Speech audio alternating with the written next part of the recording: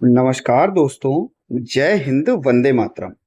आप सभी का एक बार फिर से बहुत बहुत स्वागत है आपके अपने YouTube चैनल एग्जाम रेडी में। आज का भैया पेपर मैं ये कहूँगा कि जो आपके लिए वीडियोस अपलोड की गई थी आपने देखी भी होंगी, और जो आपके लिए PYQ दिए गए थे उनको भी आपने देखा होगा। 100% आप सभी का 100% मैं कहूँगा एक भी क्वेश्चन जो है इधर उधर से नहीं आपको देखने को मिला। हर एक चीज और वो भी लाइन से आपको देखने को मिली। क्या इस बात से आप सहमत हैं? तो बताइए। बाकी आज बात कर लेते हैं। पहला प्रश्न आपकी स्क्रीन पर है IDD का, थेरेपेटिक्स का। बात करते हैं ऑटिज्म स्पेक्ट्रम विकार से ग्रसित बच्चों को निम्नलिखित हस्तक्षेप की आवश्यकता होती है। भाई वाक चिकित्सा की भी आवश्यकता होती है, OT की भी आवश्यकता होती है, फिजियो की भी आवश्यकता होती है, साइकोलॉजिस्ट लिखा है यहाँ पर, मनोवैज्ञानिक होगा भैया। ठीक है, तो उपरोक्त में से ABC तीनों, D ऑप्शन आपका सही हो जाएगा। अब देखिए PBIS मैंने बहुत बार बताया था, ठीक है, ये भी मैंने आपको बताया था, पॉजिटिव बिहेवियर इंटरवेंशन सपोर्ट। ठीक है, आपका A ऑप्शन सही हो जाएगा। नेक्स्ट है भैया C, AAC यानी कि ऑर्गुमेंटिव एंड अल्टरनेटिव कम्युनिकेशन। ये कैसा होता है? कम्युनिकेशन से संबंधित होता है, संप्रेषण भाषा संबंधित होता है। आपका बी ऑप्शन यहां पर सही होगा। और मुझे आशा है ये तीनों के तीनों क्वेश्चंस बिल्कुल आप सही करके आए। बिल्कुल 100% लोगों के तीनों क्वेश्चन सही हैं।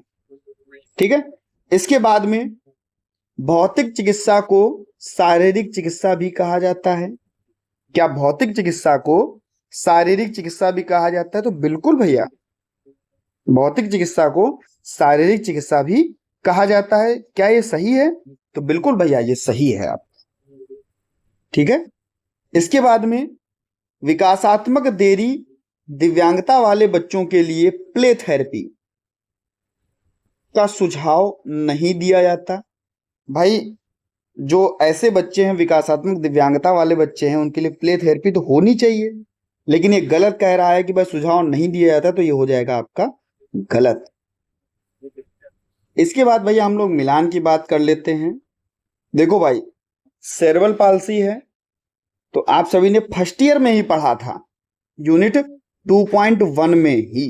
ये तो सेकेंड ईयर का आप पेपर दे रहे हो, लेकिन फर्स्ट ईयर में ही आपने पढ़ा था। सेरेब्रल पाल्सी आपका लोकोमोटर डिसेबिलिटी के अंतर्गत आता है, तो यहां पर पहले का आपका क्या हो जाएगा? बी हो जाएगा। ठीक है, पहले का क्या हो जाएगा? बी हो जाएगा। ऐसे मिला देते हैं ऐसे।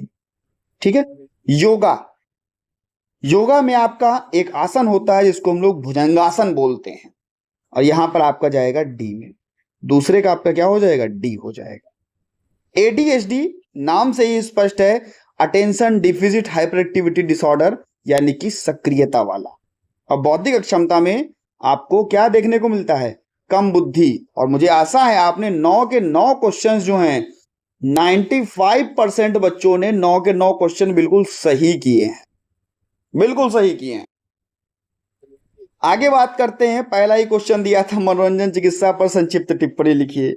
बताया था आपको, इसमें खेल, संगीत, नृत्य, कला, ऐसी जो मनोरंजन की गतिविधियां होती हैं जिससे बच्चे का शारीरिक, मानसिक, सामाजिक, भावनात्मक विकास बढ़ता है, वही तो आपकी मनोरंजन चिकित्सा होती है। लिखा होगा आपने। भाषा चिकित्सा पर संक्षिप्त टिप्पणी दीजिए। लैंग्वेज थेरेपी की बात करता है, बच्चे को सुनने, समझने, बोलने, पढ़ने, लिखने की क्षमता को विकसित करना। ठीक है, संचार कौशल विकसित करना आपको देखने को मिलता है भाषा चिकित्सा में। बात करते हैं क्वेश्चन नंबर 3 की। तो यहां पर कहा गया है कि बच्चों में विकासात्मक दिव्यांगता उत्पन्न करने वाली कोई 5 स्थितियां। आपने दिव्यांगता के कारण पढ़े होंगे। आनुवांशिक होता है, गर्भावस्था के दौरान होता है, समय से पहले होता है, समय के बाद होता है, ऑक्सीजन की कमी के कारण होता है, सिर पर चोट लगने के कारण होता है। वही आपको विकासात्मक दिव्यांगता में लिख देना था, क्योंकि बात तो एक ही है, दिव्यांगता के कारण चाहे वो कोई भी हो। ठीक है, नेक्स्ट अगर हम लोग बात करते हैं क्वेश्चन नंबर 4 की, तो कहेंगे बौद्धिक दिव्यांगता वाले बच्चे के लिए संगीत और प्रदर्शन कला के लाभों का संक्षिप्त टिप्पणी दीजिए। भाई अगर बच्चा बौद्धिक दिव्यांगता वाला है तो संगीत और प्रदर्शन कला की बात हो रही है, ठीक है, परफॉर्मेंस और म्यूजिक की बात हो रही है, परफॉर्मिंग आर्ट्स की बात हो रही है, तो कहोगे भैया जब बच्चा संगीत करेगा आत्मविश्वास बढ़ेगा, संगीत करेगा तो कम्युनिकेशन उसका विकसित होगा, सामाजिक सहभागिता होगी, तनाव को कम किया जा सकेगा, चीजों को फ्लेक्सिबल बनाया जा सकेगा, अभिव्यक्ति का विकास होगा, ठीक है, ये आपको देखने को मिलेगा। क्वेश्चन नंबर 5 में ऑटिज्म स्पेक्ट्रम डिसऑर्डर वाले व्यक्तियों के लिए परामर्श की भूमिका। भाई हम उन्हें परामर्श देकर के क्या कर सकते हैं, उनका उचित मार्गदर्शन कर सकते हैं, हम उनका व्यवहार प्रबंधन कर सकते हैं, हम उनके लिए सामाजिक और संचार कौशल की व्यवस्था कर सकते हैं, तनाव और चिंता को कम कर सकते हैं, बच्चे का हम लोग समग्र सहयोग कर सकते हैं। बहुत आराम से क्वेश्चन आपने सबने किए होंगे, ठीक है, एक भी क्वेश्चन आपने यहां पर नहीं छोड़ा होगा, मुझे बहुत अच्छे से पता है। बात हो रही है ओटी की, ऑक्यूपेशनल थेरेपी की, व्यवसायिक चिकित्सा की परिभाषा की, ठीक है, जहां पर हमने आपको चिल्ला चिल्ला के बताया था, समझा समझा के बताया था कि भाई दैनिक जीवन की गतिविधियों में बच्चे को स्वतंत्र बनाना है तो बच्चे को ओटी करानी है। स्वयं से खेलना, आपका फाइन मोटर, ग्रॉस मोटर, संवेदी एकीकरण, दैनिक जीवन कौशल सब इसी के अंतर्गत तो आते हैं। स्पीच थेरेपी का उद्देश्य ये भी मैंने आपको कराया, जो हमारे विकासात्मक दिव्यांगता वाले बच्चे हैं इनके जो वाक चिकित्सा है यानी कि स्पीच थेरेपी है, इसके लक्ष्य और परिभाषा की बात की जा रही है। भाई क्या इसका लक्ष्य होगा, क्या वाक थेरेपी होगी, बच्चे को बुलाया जाएगा, भाषा संचार संबंधी जो कठिनाइयां होंगी उसमें सुधार किया जाएगा, ठीक है, यही सब आपने लिखा होगा, बहुत अच्छे से करके आए होंगे।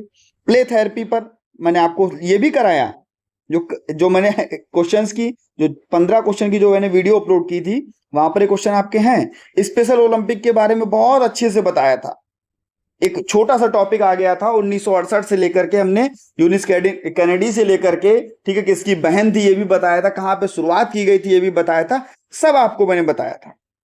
योग थेरेपी के बारे में भी मैंने आपको बताया था, ठीक है, योग में जो भी चीजें होती है उसके बारे में मैंने बहुत आराम से बताया था। कोई 5 आसन का सचित्र वर्णन कीजिए, भैया ये क्वेश्चन जो है मैंने नहीं कराया था, ठीक है, मैं झूठ नहीं कहूंगा, ये क्वेश्चन मैंने नहीं कराया था, लेकिन आपको इसमें से केवल 4 क्वेश्चन करने थे, आपने आराम से इनका कर लिया होगा। अब जिसको चित्र, ठीक है, आता होगा तो अपना कर लिया होगा, लेकिन मैंने ये क्वेश्चन नहीं कराया था। कक्षा परिवेश में भौतिक चिकित्सा की परिभाषा उद्देश्य ये भी मैंने आपको कराया।